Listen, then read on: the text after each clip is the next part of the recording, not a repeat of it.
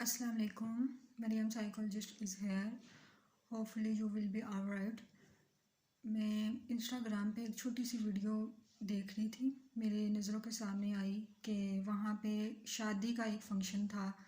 तो इतनी ज़्यादा रसूमात पर पैसा लगाया गया था, शादी के ऊपर इतना ज़्यादा पैसा लगाया गया था कि ऐसा फ़ील हो रहा था जैसे कोई इमेजिनरी दुनिया में आप आ गए हैं। तो हर रस्म के ऊपर बहुत ज़्यादा एफ़र्ट की गई थी, जिस तरह के शादी को बहुत ज़्यादा यादगार बनाने की कोशिश की गई थी। मेरे ज़हन में इस चीज़ से एक बात आई, एक सवाल उभरा कि हमारे यहाँ बहुत से लोग शादी ब्याह के ऊपर लाखों करोड़ों रुपए लगा देते हैं। उनकी कोशिश ये होती है कि शादी के इस फंक्शन को 2-3 दिन का या 4 दिन का, 5 दिन का, इसको इंतहाई मेमोरेबल बनाया जाए। ऐसा इसको बनाया जाए कि किसी ने इस तरह की शादी ना की हो और इस तरह से एंजॉय ना किसी ने किया हो जिस तरह से हम करें। हर रस्म का ख्याल किया जाता है, हर रस्म के ऊपर बहुत ज़्यादा पैसा लगाया जाता है। तो मुझे आप लोग ये बताइए, क्या शादी का फंक्शन सिर्फ यही 4-5 दिन का होता है? सिर्फ इसी 4-5 दिन पे शादी ख़त्म हो जाती है? शादी का मकसद सिर्फ यही है कि हम सिर्फ रसूमात के ऊपर बेइंतहा पैसा लगाएं और रसूमात के लिए बहुत ज़्यादा तैयारियां करें, उसके लिए एफ़र्ट करें? क्या बाद में आने वाली ज़िंदगी जो हमने बाद में स्पेंड करनी है उसका कोई रोल नहीं है? असल रोल तो बाद वाली ज़िंदगी का है। शादी का ये फंक्शन जो आप स्टेज पे एक टाइम गुजार रहे हैं, वो तो सिर्फ एक फैंटेसी जैसा फंक्शन है। वो सिर्फ 3 दिन का फंक्शन है, या 5 दिन का फंक्शन है, या 1 दिन का या 2 दिन का फंक्शन रखते हैं। उसके लिए आप लोग इतनी ज़्यादा एफ़र्ट करते हैं, और जो बाद में ज़िंदगी गुजरनी होती है, जो बाद में आपके आने वाला वक्त होता है, उसके लिए हम लोग क्या एफ़र्ट कर रहे हैं? कभी आपने सोचा है इतनी एफ़र्ट जो हम शादी के फंक्शन के लिए कर रहे होते हैं, जितने हमारे जज्बात, जितनी हमारी फीलिंग्स और विशेज़ शादी से जो शादी का फंक्शन है उसके लिए होती है, अगर ये विशेज़ हमारा घर बसाने के लिए हों, हमें अपने हस्बैंड या अपने जो वाइफ है उसके लिए इतनी विशेज़ हों, उसके लिए इतनी हमारी फीलिंग्स हों, उसके लिए हमारा इतना इनपुट हो, तो क्या कभी ऐसा हो सकता है कि ताल्लुकात में नाखुशगवारी आ जाए? ऐसा कभी नहीं होगा। अगर दोनों पार्टनर ये चीज़ अंडरस्टैंड करें कि जिस तरह हम शादी के फंक्शन को एक मेमोरेबल, एक खूबसूरत बनाने के लिए इतनी कोशिश करते हैं, तो अगर ये कोशिश हम घर बसाने के लिए करें, इस रिश्ते को खूबसूरत बनाने के लिए करें, इस रिश्ते को लॉन्ग लास्टिंग बनाने के लिए करें, इसमें हम लोग हर तरह से जो हमारे फ़राइज़ हैं वो हम अदा करें, हम अपने पार्टनर का हर तरीके से ना सिर्फ ख्याल रखें, उसके साथ टॉलरेट करें, तो क्या ही हमारी खूबसूरत ज़िंदगी हो सकती है और क्या ही हमारी खूबसूरत मैरिज लाइफ हो सकती है। अगर हमारी ये सारी एफ़र्ट हमारा घर बसाने के लिए हो, तो हमारा रिश्ता इंतहाई खूबसूरत हो सकता है कि इस रिश्ते से ज़्यादा कोई खूबसूरत रिश्ता नहीं होता। मैं एक बयान सुन रही थी, उसके अंदर बहुत फेमस स्कॉलर ने ये कहा कि अल्लाह ताला ने मर्द का सुकून औरत के साथ रखा है, और मर्द को बाहर जितना मर्ज़ी इज़्ज़त से पुकारा जाए, उसको बहुत हाई डेजिग्नेशन अगर मिल जाए, उसको दुनिया बाहर सलूट करती हो, लोग उसके आगे पीछे फिरते हों, बहुत ज़्यादा प्रोटोकॉल में वो आता जाता हो, लेकिन अगर उसकी मैरिटल लाइफ अच्छी नहीं है, उसको कभी भी इन चीज़ों में सुकून फ़ील नहीं होगा। उसको अल्लाह ताला ने जो सुकून उसको रखा है, वो वाइफ़ के साथ रात को टाइम स्पेंड करने में उसको अल्लाह ताला ने सुकून दिया है। तो वो फरमा रहे थे कि मर्द का सुकून अल्लाह ताला ने बीवी के साथ रखा है, उसको बाहर जितना मर्ज़ी प्रोटोकॉल मिले, प्यार मोहब्बत मिले, इज़्ज़त मिले, सलूट हों, लेकिन उसको वो खुशी कभी भी हासिल नहीं होगी जो उसको वाइफ़ के पास जाके वाइफ़ के साथ टाइम स्पेंड करने में जो अल्लाह ने रखी है, वही उसको सुकून देगी। और वाकई आप ये चीज़ देख लें, जो ऐसे लोग होंगे जो बहुत हाई डेजिग्नेशन पे होंगे लेकिन उनकी मैरिटल लाइफ अच्छी नहीं है, वाइफ़ के साथ रिलेशन अच्छा नहीं है, या ऐसी वाइफ़ होंगी जो अच्छे ओहदों पे फाइज़ होंगी, बहुत हाईली क्वालिफाइड होंगी, बहुत खूबसूरत, बहुत अच्छी पर्सनैलिटी की होंगी, लेकिन अगर उनका हस्बैंड के साथ रिलेशन अच्छा नहीं है तो उनको किसी भी चीज़ में कोई सुकून फ़ील नहीं होगा। इसीलिए सुकून नहीं फ़ील होगा क्योंकि हस्बैंड का सुकून जो है वो वाइफ़ में है, और जो वाइफ़ का सुकून है वो अल्लाह ताला ने हस्बैंड के साथ उसके प्यार मोहब्बत में रखा है। मैं एक सऊदी अरब के आलिम दीन का बयान सुन रही थी। तो उन्होंने एक वाक़या पेश किया, बहुत खूबसूरत वाक़या है, जो शायद आप लोगों ने फ़ेसबुक पे भी पढ़ा होगा, लेकिन रियल वाक़या उन्होंने बताया कि वो सऊदी अरब का वाक़या है कि एक दफ़ा एक बहुत मोमिना औरत जो अपने हस्बैंड से बहुत ज़्यादा मोहब्बत करती थी, उनकी बहुत ज़्यादा फर्माबरदार थी। उनको इस औरत को अपने हस्बैंड के ऊपर बहुत ज़्यादा किसी बात पर गुस्सा आया और वो अपना टेम्पर ही खो बैठी।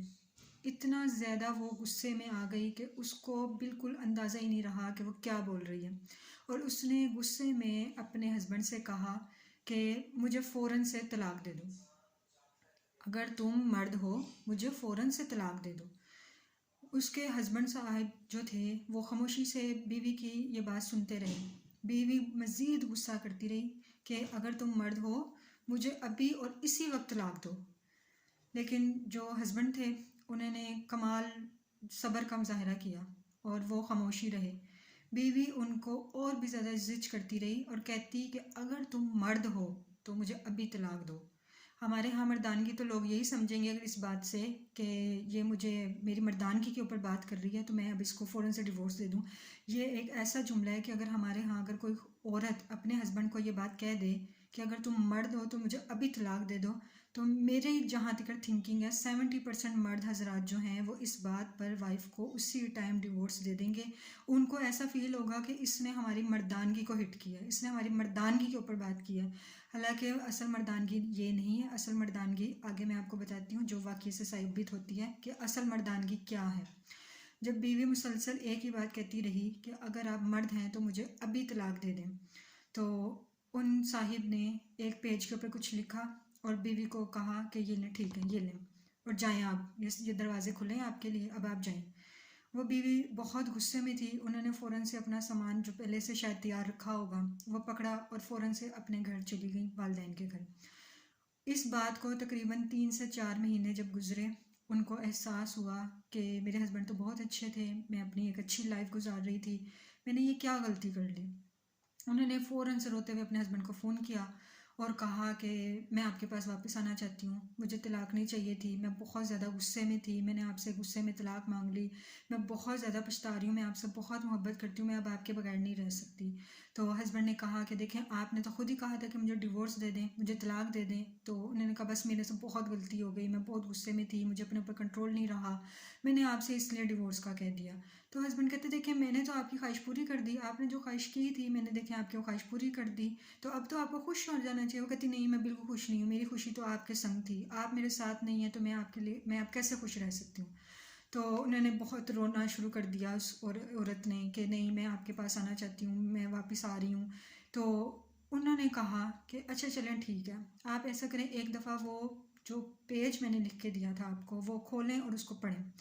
उस औरत ने यही सोचा था कि मैंने इनसे डिवोर्स मांग लिया तो इन्होंने यकीनन उस पेज पे मुझे डिवोर्स ही दी थी। जब उन्होंने वो पेज खोला उसके ऊपर लिखा हुआ था कि आप मेरी जान हैं, आप मेरी ज़िंदगी हैं, मैं आपको तलाक देने का कभी सोच भी नहीं सकता, मैं आपको कभी भी तलाक नहीं दूंगा, मैं हमेशा आपके साथ रहूँगा।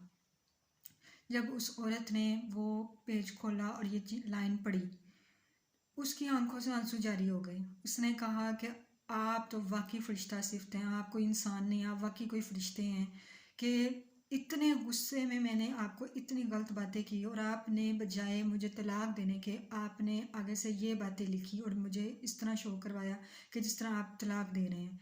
तो उन साहिब ने क्या खूबसूरत बात की, उन्होंने कहा कि मुझे पता है कि आप बहुत अच्छी खातून हैं, आप मेरे से मोहब्बत करती हैं, आप एक नेक और मोमिना औरत हैं, लेकिन इस टाइम आप गुस्से में हैं, तो आप गुस्से में अपने आप को कंट्रोल नहीं कर पा रही, जो आपके दिल में आया आपने वो बोल दिया। तो मैं इस चीज़ को समझता था तो मैं क्यों आपको तलाक देता। तो उन सऊदी अरब के आलिम दीन ने कहा कि ये असल मर्दानगी है। मर्द हजरात मर्दानगी के मीनिंग जो लेते हैं वो असल मर्दानगी नहीं है। मर्दानगी ये है कि आपने इतनी टफ सिचुएशन को किस तरीके से, किस महारत से, किस फहमो फरासत से आपने हैंडल किया और अपना घर उजड़ने से भी बचा लिया। तो इस जो वाक़ये में तमाम मर्द हजरात के लिए एक लेसन है कि आप कभी भी ये ना सोचिए कि हम बहुत हाई डेजिग्नेशन पर हैं, हम बहुत हाईली क्वालिफाइड हैं, हम बहुत खूबसूरत हैं, हमारा बहुत हाई स्टेटस है, तो अब हम वाइफ़ की एक बात भी नहीं सुनेंगे।